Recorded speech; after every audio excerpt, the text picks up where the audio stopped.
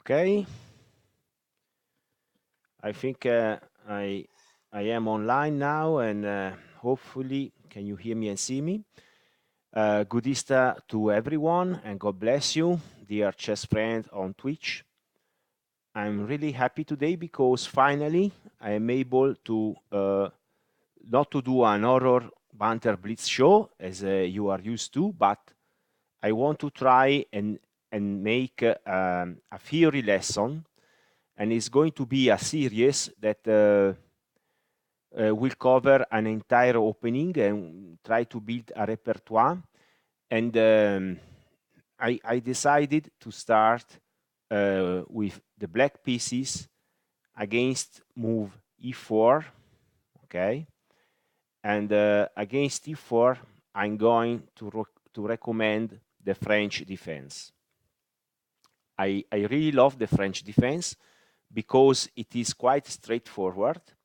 It's very solid and simple, but in any way permits black to fight for the initiative and to fight for the full point. Now, in the first lesson, we will try to look at the Tarrasch variation. So d4, d5, and knight d2. This is the starting point, and I'm going to give you a line against the Tarrasch. This is quite a humble move, and it's, let's say, black has played, I think, every legal move against this one. And in this video, I'm going to propose the Morozevich pet variation, which is bishop to e7. Bishop to e7 is a very useful waiting move that asks white to pronounce itself on its next move, and then we can react, black can react accordingly. So it's all about information. We want another bit of information. We want to know what will be the fourth move from white. Okay, now let's start with e5. e5 is a sensible move because you see the knight on g8 now is a bit stranded. For the e7 square is already been taken by the bishop, and this is the reasoning. Maybe white wants to enter a strange advanced variation, playing against the knight on g8. Of course, we strike in the center with g5, and the normal course would be c3, knight c6. This is absolutely normal. And now how you gonna defend the center that is being attacked, for example, by queen b6, but also other plans like bishop d7 and f6 are working well. Okay, let's see what happens if he goes knight d to f3. This move has a problem, and it is that it completely opens up the e1, a1, a5 diagonal, so you can take in the center and then give a check. This check is quite disruptive, and also you vacate the e7 square for your knight. Let's say he parries the check with the bishop, you simply go queen b6, and this is perfectly okay position for black, because you can go, for example, knight e7, knight f5, something like this. I really, you have many moves to make, and also bishop d7, rook a c8. I think that your problem are completely solved, because look also at these two knights on the king side. The two white knights are quite looks quite stupid, because they they fight for the f3 square, but only one knight can go there. So really this position is no problem. What if in this situation he tries to defend the center by developing the king's knight? Then all the same, we take, then take, and again queen b6. The pawn is attacked 2 times, and if he goes knight to b3, we go a5. Now, if we are threatening to go e4. If we are allowed, we go e4 and we take space and dislodge the knight. If white plays e4, then already we have, as before, bishop b4 check, knight e7, knight f5, and like this. And these are really good position for black, where there is no problem whatsoever. So the only move left is bishop d3, but bishop d3 also is not a great impression to me, because I simply take in the center, and for example, I go knight to h6, and now if he defends with knight d ef3, I can go knight to f5. When, for example, I want to play for long castle and open completely the position with s6. This is completely fine for black. So in this position, let's say, when he goes e5, we go c5, and keeping the center is a strange version of the advanced variation that should not bother black, because it's quite good. We have to take care instead, excuse me,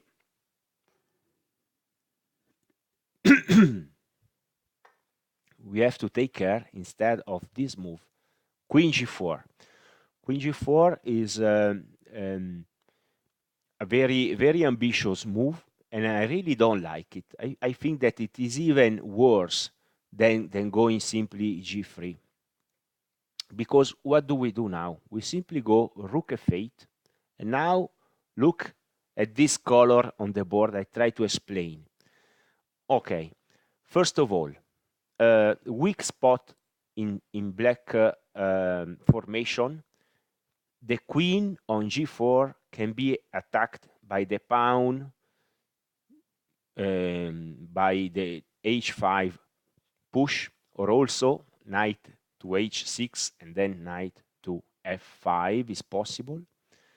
Then when the knight will come to c6, not only d4 is weak, but since the queen is no more on d1, c2 also is weak.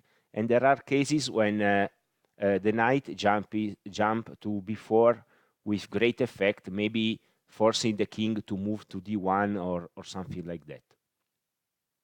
Also, there are cases when white will want to back up the pawn on d4 by going knight to b3. So look at the red arrows now. If knight to b3, we already seen the standard plan is going a5, and if we allow to, we go on and push a4, dislodging the knight. If white blocks and he himself goes a4, then we take c takes d, and then bishop b4 check, and again this is quite a disruptive check. Let's see some variation, but variation, okay, important is to understand the plan that you have. For example, knight d to f3, this is not good because we go knight to c6, and now bishop d3, queen c7, and there is already great pressure on the e5 pawn. And if queen f4, here it is, knight to b4. Knight to b4 is completely fine because of course, the bishop on d3 is the leader in white position, and we don't have to worry about in this position, because if we snap this bishop off and open the c file, then of course we have plenty of counterplay. Okay, now in this position he can also go knight g to f3, but this is even worse, because look at the queen. He has no retreat now, and we can go h5, attacking at the queen. For example, queen g3, h4, queen h3, knight c6, and now the knight looks either at the d4 square, but also b4. Also b4 is weak, and this is a really, really lovely position from black. Then another move in this position, excuse me, he can go, for example, c3, 6 c3, but it is the same old song. We swap in the center and go knight c6, and again he has to watch the d4 and b4 knight jump, and if he goes, for example, a3, then again we attack the queen, try to dislodge him in from controlling d4, queen f4, g5. Don't worry about this, because white does not have pieces to attack the king, and the center is closed, so we can play like that. Queen e3, and now knight to h6, and when he backups the central pawn, we go simply knight to f5, queen d2, queen b6, and there is really a very good play for black. Black is very good here, and so to sum this up, against rook f8, the best for white is to acknowledge that he must give up the center immediately and go d takes c5. After d takes c5, we simply develop the knight, and then knight g f3, again h5. Remember this plan to harass the queen. h4, look at this, and when the queen is on a3, we simply go knight to h6. Now the threat is knight to g4, and then capturing the e5 pawn, maybe after the queen has gone, I don't know what. So he tries h3, but the knight can go also to f5 and queen c3, f6, open up the position, and white pieces are not so well placed as black, and black has spaces, and will soon have the center. Another really nice position for black. So a5, with the idea of playing against this knight, is not good, because it's too early. We simply go c5, and either we play against this queen, or we play an advanced variation which has no problem for black. Then, for example, if he goes 4 c3, immediately we simply strike at the center as usual, and then we go, if he goes e5, we attack the center and go for f6. This f6 is key move in many advanced variation, is really a key move, and black can also castle long here. So this really is not a problem. In this position, okay, another move is bishop d3, and this is the most flexible move that white has at his disposal. And what do we do against bishop d3? Against this, we simply immediately attack the center. And now it is quite important to notice that the best move for white is again the counterintuitive. D takes c5, once again abandoning the center, because for if he tries c3, keeping the center, this is a slow approach, and you can simply go take, take, then you take on e4, take with the knight, here comes the knight, and then white is left with an isolated queen pawns, but is not backed up with important piece activity. White is simply going for bishop d7, bishop c6, and so we'll have no problem, black, excuse me, we'll have no problem, black, in finished development, and we'll have a nice middle game playing against this poor d4 pawn. So c3, in this position, c3 is low. And if he takes, what if he takes on d5?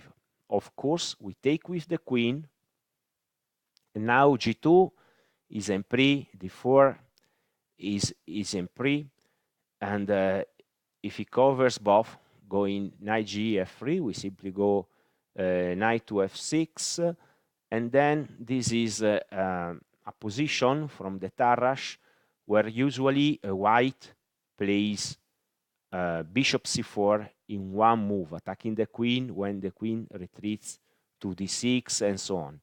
And here we are already one move ahead, because bishop c4 will comes in two moves, so completely satisfactory for black. So ed5, queen d5 is good for black, for the bishop is already on d3 and can go on c4 in one move. Again, in this position, we have to see knight g to f3, and I really love a simple approach, easy chess approach. Simple, c takes d, knight takes, and knight to c6, and this is really super simple chess. You devastate the white center and develop with tempi, and this is quite good, but on knight g f3, you can also play to enter the main variation that we will see in a minute. You can also go knight to f6. Now, what can he do? Because if he takes here, you simply go queen take. And if you go d takes c5, look, you take on e4, exchange everything, then exchange on d1 and take on c5, and this is really no problem, absolutely no problem for black in this ending, okay, where white also has lost the right to castle. So after knight g f3, if you don't want to go c takes, knight c6, which is perfectly playable and very sensible, you can go for knight to f6, and then e5 is the move, e5, you step back, c3, and now knight c6, and we enter the main line that we are going to see right now. So let's look at the main line. Against the Tarrasch move, we go bishop e7, and then knight g to f3. Okay, I highlighted the knight with yellow color because you have to understand that this is already not a great solution from white, because we have two pieces that are fighting for the f3 square. If the g1 knight takes this square, then where can the d2 knight go? Maybe it can go to b3, but we attack it with a5, a4, or he has to spend some time, for example, after bishop d3, castle, rook e1, he can go knight f1, knight g3, knight h4, knight h5, but it takes tempi. So this is not optimal. Now, what do we do here? Already, you see, we attack the pawn and force the center to be close. Of course, he go e5, but he can also go bishop d3. And once again, when the bishop is on d3, we strike in the center with c5. Now, ed is not a problem because we go queen takes. While if he goes d takes c5, bishop c3, c5, d takes c5, again, no problem, we exchange twice on e4. Okay? It's already, we already said that. So after bishop d3, c5, the best is already to push a knight f to d7, and we are in the main line again, because the main line here is bishop e7, knight g to f3, knight to s6, e5, knight f d7, now bishop d3, c5, c3, or white can also go maybe 6 c3 and 7 bishop d3, but of course it is a transposition. Then knight c6 and castle. And now this is a key position, very key position of the bishop e7 French Tarrasch. What is the white idea? I have highlighted here, and I also told you before. White wants to demonstrate that his knight on d2 stands better than our knights on d7. In fact, the knight on d7 has very, very little prospects, and this means that black must act immediately against the white center that is cramping this knight.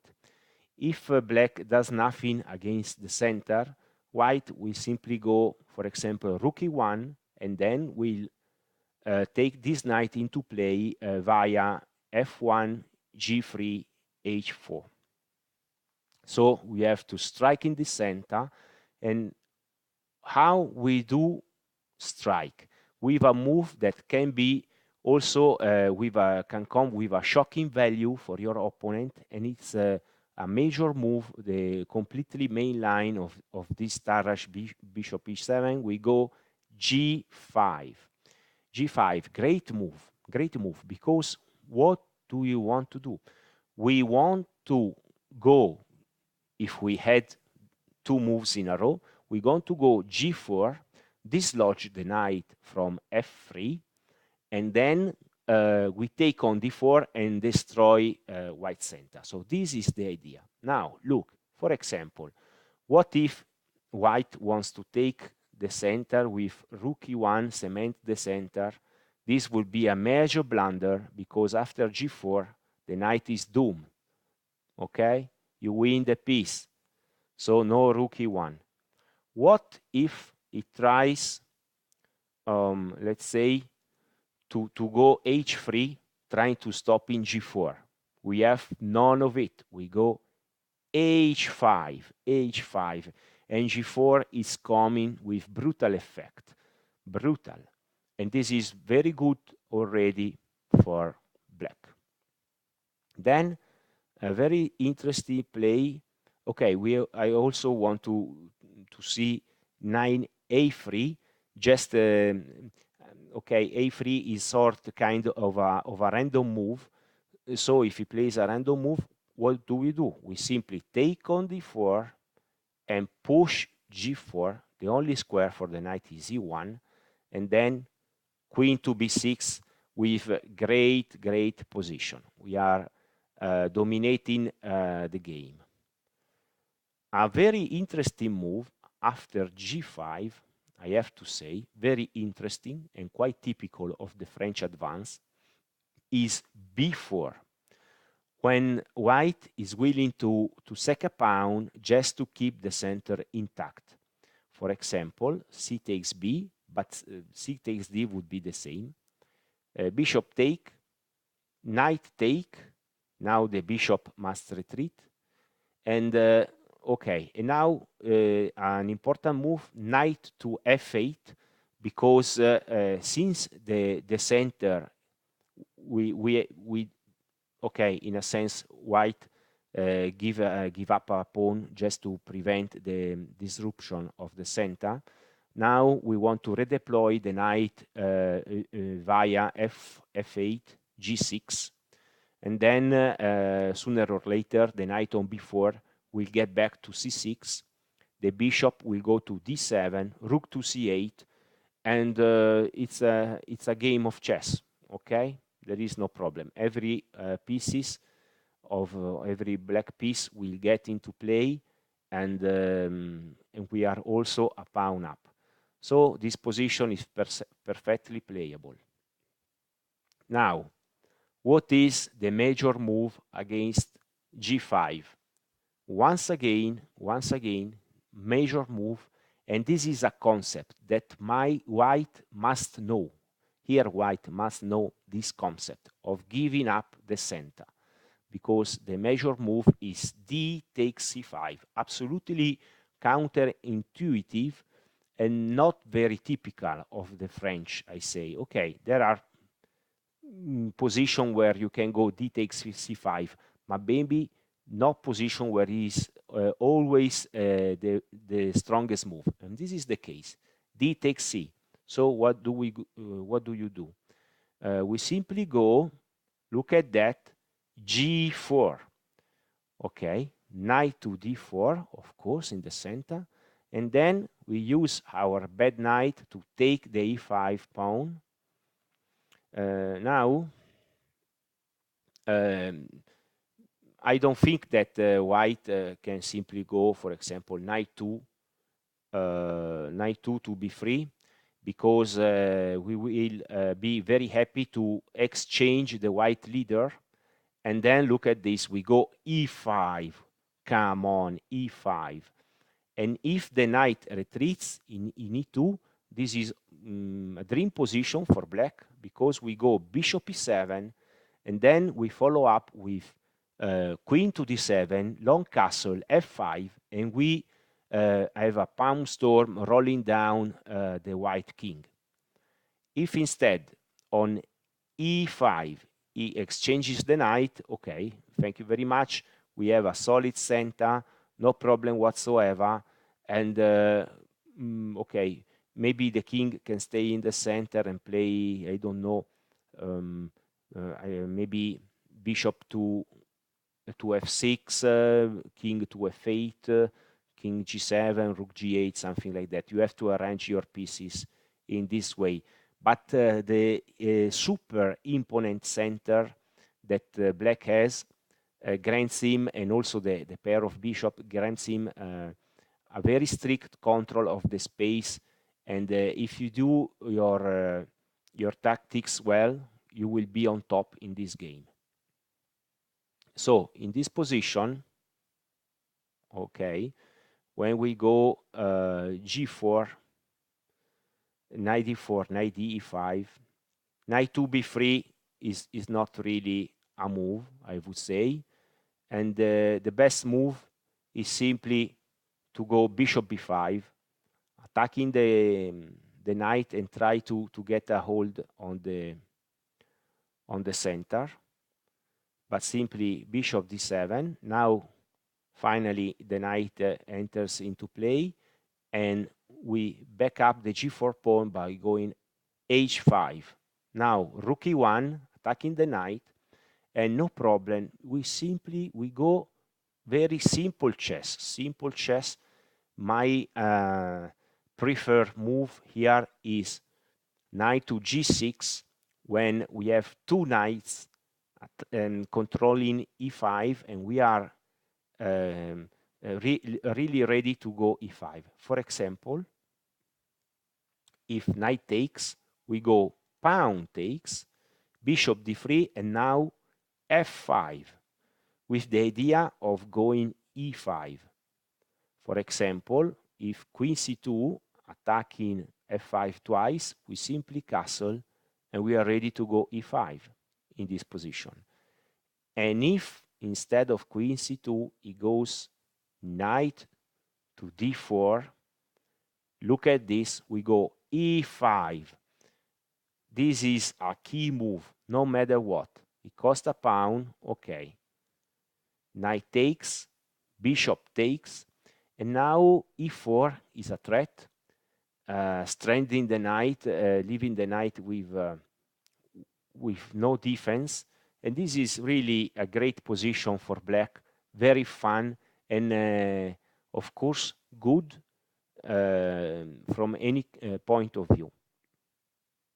So here it is. I show you this variation, this Tarrasch variation, and this move, the move bishop e7, I would recommend you because it is super flexible, really, and also the best move from white are difficult to play if you don't know your theory, if you don't know your onions.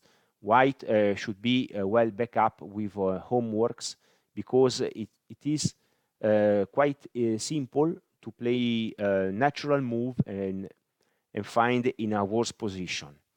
Remember, simply, the main variation is knight g to f3, knight to f6, and now closing down the center, knight retreats, and now bishop d3, c4, c5, c3, knight c6, castle, and now key move.